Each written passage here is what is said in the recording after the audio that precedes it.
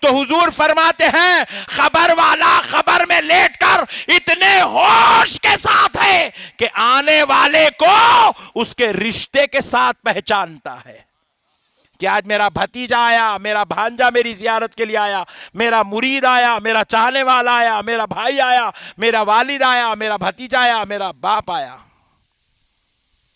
خبر میں لیٹنے والا خبر پر آنے والوں کو ان کے رشتوں کے ساتھ پہچانتا ہے.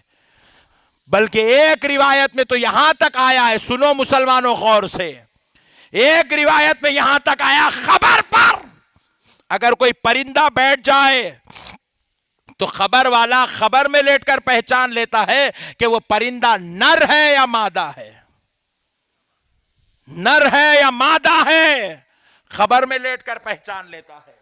اتنے شعور کے ساتھ خبر میں زندہ ہے. ہمارے کو ایک کانسیپٹ دے دیا گیا, حوالہ بنا دیا, خبر میں مردہ ہے, خبر میں مردہ ہے, خبر میں مردہ ہے. عجیب و غریب مینٹلی ریٹائرڈ قوم ہے. اگر خبر میں سب مردہ ہے تو پھر نیکیاں کر رہے چکے کو بھائی؟ یا ہم گناہوں سے بچے ہوئے ہیں اور نیکیاں اس لیے کر رہے ہیں کیونکہ خبر میں پٹائی ہونے والی ہے, گناہوں کے بدلے میں خبر میں عذاب ہونے والا ہے, اس لیے مسلمان گناہوں سے بچتا جا رہا ہے, نیکی پر نیکی, نیکی پر نیکی, نیکی پر نیکی کر رہا ہے. اگر آپ یہ کہیں گے خبر میں سب مردہ ہے, تو پیارے بزرگ اور دوستو پھر انسان نیکی کرنا چھوڑ دے گا, کوئی نیکی نہیں کرے گا, ہر کوئی گناہ پر گناہ, گناہ پر گناہ, گناہ پر گناہ کرتا جائے گا. آپ پکڑ کر پوچھے کسی گناہگار سے کہ اتنے گناہ کیوں کر رہا ہے, تو گناہگار جواب دے گا, ارے بڑے بھائی میرے گناہوں سے آپ کو ٹینشن کیوں ہے؟ تو بولے میاں خبر میں عذاب ہوگا. تو بولے دیوانہ ہے کیا؟ پرسوں مولانا صاحب کا بیان نہیں سنا؟ جمعہ میں چلا چلا کر کہہ رہے تھے. بولے کیا کہے؟ بولے خبر میں سب مردہ ہے, سب مردہ ہے, سب مردہ ہے. ارے جب اپن بھی جائیں گے تو اپن بھی تو مردہ ہی رہیں گے. تو پھر مردے کو خبر میں اگر پٹائی ہو بھی گئی تو ٹینشن کی کیا بات ہے؟ مردے کو مار لگتا کیا؟ بات سمجھ میں آ رہی دوستو؟ اگر آپ مردہ ہے یہ کانسیپٹ لائیں گے تو نیکی اور بدی کا مسئلہ ختم ہو جائے گا دنیا کے اندر. یہ صرف جہالت ہے پھیلائی جا رہی ہے, مردہ ہے مردہ ہے. نہیں, خدا کی قسم سارے کے سارے لوگ زندہ ہیں. اب سنو رسول اللہ کیا فرماتے ہیں, من زار خبری وجبت لہو شفاعتی. حضور نے فرمایا جس نے میری خبر کی زیارت کی اس کی شفاعت مجھ پر واجب ہو گئی. بروز محشر سرکار چن چن کر بلائیں گے, او بابو ادھر آؤ, آپ ادھر آؤ, آپ ادھر آؤ, آپ ادھر آؤ, آپ ادھر آؤ. یا رسول اللہ آپ ہمیں کس لیے بلا رہے ہیں؟ بولے شفاعت کے لیے. حضور آپ ہماری شفاعت کیوں کرا رہے ہیں؟ کہا تو میری زیارت کے لیے آیا تھا, تو میری خبر پر میری زیارت کے لیے آیا تھا. آئے ہائے ہائے, قربان جاؤ دوستو. نبی پاک علیہ السلام خبر پر آنے والوں کی شفاعت کریں گے. کیسے کریں گے؟ پہچان پہچان کر بلائیں گے. تو آیا تھا خبر پر, تو آیا تھا, تو آیا تھا. قربان جائیں. خبر پر زیارت کرنے والوں کو حضور شفاعت کی خوشخبری دے رہے ہیں, اور بازو والا ملا کہہ رہا ہے خبر پہ نہیں جانا, زیارت نہیں کرنا, درگاہ کو نہیں جانا. یاد رکھو قبر میں کوئی مردہ, لہذا قبر والوں سے مانگنے سے بھی کوئی شرک, زور سے بولو اور زور سے بولو, نہیں ہوتا. مانگنے سے کوئی شرک نہیں ہوتا. اب سنو, کسی بندے سے مانگنے سے شرک کیوں نہیں ہوتا؟ کیونکہ آپ کا خیال ہے کہ مولانا مانگنا ہے تو اللہ سے مانگو. بندے سے کیوں مانگتے ہو جب اللہ دینے والا ہے؟ تو بندہ کیوں؟ سنو دوستو, میں آپ سے ایک جواب دیتا ہوں, غور آپ کی توجہ کا طالب ہوں. اگر کوئی کہتا ہے کہ دینے والا اللہ ہے, بندے سے کیوں مانگ رہے ہو, تو میں آپ سے ایک سوال کرتا ہوں. رات میں اگر کسی کی طبیعت خراب ہو جائے تو آپ اس کو کہاں لے کے جاتے؟ ذرا زور سے بولو اور ذرا زور سے. ڈاکٹر کے پاس لے جاتے ہیں. اب میں پوچھتا ہوں کہ بیمار ہو گئے تو صحت دینے والا کون ہے؟ ذرا زور سے بولے. اللہ ہے نا بھائی. پھر آپ ڈاکٹر کے پاس کیوں لے گئے؟ آپ ڈاکٹر کے پاس کیوں لے گئے بھائی؟ جواب ملا مولانا بیماری کا علاج ڈاکٹر کرتا ہے. تو سنو پیارے بزرگ اور دوستو, یہ قانون اللہ نے ہی بنایا ہے. اگر بیماری آ جائے تو اس بیماری کی صحت کے لیے، شفا کے لیے اللہ نے ڈاکٹر کو ذریعہ، سبب اور وسیلہ بنایا ہے. یہ خدا کا قانون ہے. بندے سن، تجھے شفا دینے والا اللہ ہی ہے، مگر اللہ ڈائریکٹ تیرے دیوان خانے میں شفا نہیں بھیجتا، تیرے گھر میں، تیری دکان میں شفا نہیں بھیجتا. تو ڈاکٹر کے پاس آ، بندے کو وسیلہ بنا لے، اللہ تجھے شفا عطا کرے گا. یہ اللہ کا بنایا ہوا قانون ہے. کھانا کھلانے والا، زور سے بولو، کل سے کوئی نوکری کو نہیں جائیں گا.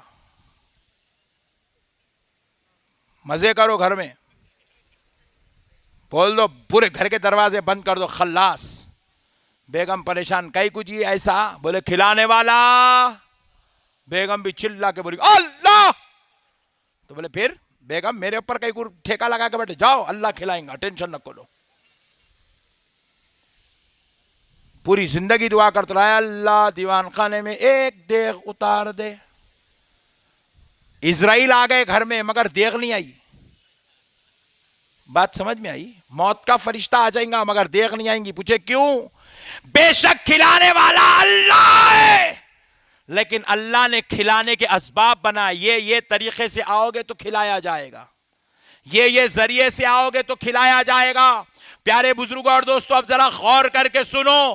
اسی طرح خدا کی قسم، دینے والا اللہ ہے، ہر فریاد پوری کرنے والا اللہ ہے. تو ہم غوث اعظم کو وسیلہ بنا کر جاتے ہیں، اللہ ان کے صدقے سے نوازتا ہے. غریب نواز کو وسیلہ بناتے ہیں، ان کے صدقے سے اللہ نوازتا ہے. بندہ نواز کو وسیلہ بناتے ہیں، ان کے صدقے سے اللہ نوازتا ہے. یاد رکھو مسلمانوں، بے شک دینے والا اللہ ہے، مگر اللہ ڈائریکٹ نہیں، اپنے محبوبوں کے وسیلے سے دیتا ہے، ان کے ذریعے سے دیتا ہے. ہاں، اللہ ان کے صدقے سے دیتا ہے، کبھی ان کی عطا سے دیتا ہے، کبھی ان کی دعاؤں سے دیتا ہے، کبھی ان کے در سے دیتا ہے، کبھی ان کے صدقے سے دیتا ہے. اسی لیے مسلمانوں یاد رکھو کہ آپ کو اللہ والوں کا وسیلہ لینا ہے. درگاہ پر جانے سے کوئی شرک نہیں ہے، کوئی بدعت نہیں ہے، یہ کوئی حرام نہیں ہے، یہ کوئی ناجائز نہیں ہے. یہ صرف باتیں ہیں جو مسلمانوں کو گمراہ کرنے، آپ کی عقیدوں کو بگاڑنے، آپ کی آخرت کو برباد کرنے کے لیے مشن شروع کیا گیا ہے. خدا را مسلمانوں، آپ ان کی باتوں میں آ کر اپنی آخرت کو برباد نہیں کریں گے. کریں گے؟ زور سے بولو، نہیں کریں گے. آؤ پیارے بزرگ اور دوستو، اب میں آپ سے ایک بات عرض کرتا ہوں، بس آخری بات سن لو. شرک کیوں نہیں ہوا؟ بندے سے مانگنے پر شرک کیوں نہیں ہوا؟ اللہ سے مانگنا چاہیے تھا، بندے سے مانگے تو شرک کیوں نہیں ہوتا؟ سن لو، کیونکہ ہم جب غوث اعظم سے مانگ رہے ہیں، ہم جب رسول اللہ سے مانگ رہے ہیں، تو ہم نے رسول اللہ کو خدا سمجھ کر نہیں مانگا، خدا کا محبوب سمجھ کر مانگا ہے. غوث اعظم سے مانگا تو خدا کے برابر یا خدا کے جیسا سمجھ کر نہیں مانگا، خدا کا محبوب بندہ سمجھ کر مانگا ہے. بندے کو بندہ سمجھ کر مانگنے سے شرک نہیں ہوتا. اسی لیے مولوی مسجد میں کھڑے ہو کے چندہ مانگتا ہے، شرک نہیں ہوتا. فقیر امیروں سے مانگتا ہے، شرک نہیں ہوتا. غریب امیروں سے مانگتا ہے، شرک نہیں ہوتا، کیونکہ وہ امیروں کو خدا سمجھ کر نہیں، خدا کا بندہ سمجھ کر مانگتا ہے.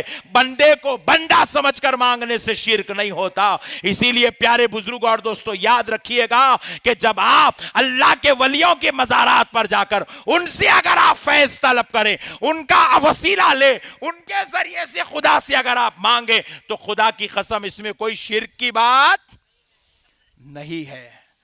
مسائل کو سمجھے میرے بھائی.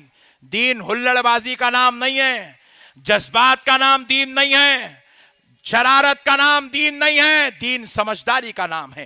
دین تعلیمات قرآن و حدیث میں سیر آموز ہونے کا نام ہے. پیارے بزرگ اور دوستو، دین علماء کی صحبتوں میں بیٹھ کر سیکھنے سے نصیب ہوتا ہے، اللہ والوں کی بارگاہوں میں آنے سے نصیب ہوتا ہے.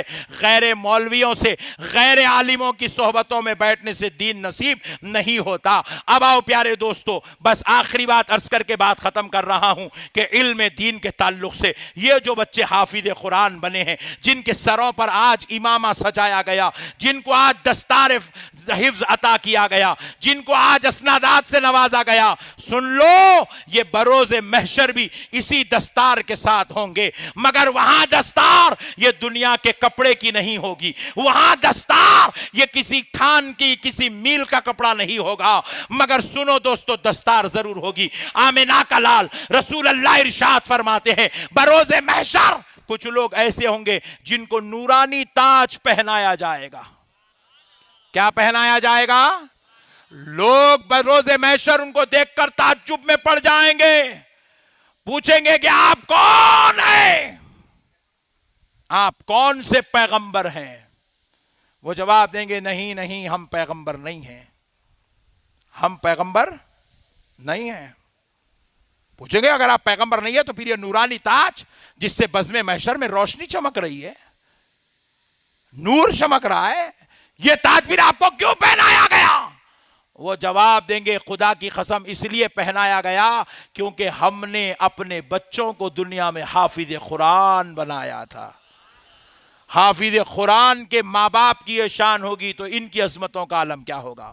رسول پاک صلی اللہ علیہ وسلم ارشاد فرماتے ہیں حافظ قرآن قبرستان میں قدم رکھتا ہے، حافظ قرآن کے قدم کی برکت یہ ہے کہ اللہ رب العزت فرماتا ہے اے فرشتو تمام عذابی مردوں پر سے عذاب اٹھا لو، قبرستان والوں سے عذاب اٹھا لو، کیونکہ حافظ قرآن قبرستان میں قدم رنجا ہوا ہے۔ اللہ اللہ اللہ اللہ، جب تک حافظ قرآن قبرستان میں ٹھہرتا ہے اس وقت تک قبرستان میں دوبارہ عذاب نہیں آتا۔ حافظ قرآن واپس نکلا پھر عذاب واپس آیا۔ اب سنو عالم دین کی شان، عالم دین جب قبرستان میں قدم رکھتا ہے تو عالم دین کے قدم رکھتے ہی قبرستان سے عذاب اٹھا لیا جاتا ہے، قبروں سے عذاب اٹھا لیا جاتا ہے اور فرمایا جاتا ہے کہ عالم دین واپس نکل گیا، عذاب واپس نہیں آ رہا ہے۔ ایک دن ہو گیا عذاب واپس نہیں آیا، 2 دن ہو گیا عذاب واپس نہیں آیا، حافظ قرآن نکلا تو عذاب آ گیا، عالم دین نکل گیا عذاب واپس نہیں آیا۔ صحابہ نے پوچھا یا رسول اللہ کب تک نہیں آئے گا؟ حضور فرماتے ہیں یہ عالم دین کے قدم کی برکت ہے کہ 40 دن تک عذاب واپس نہیں آئے گا۔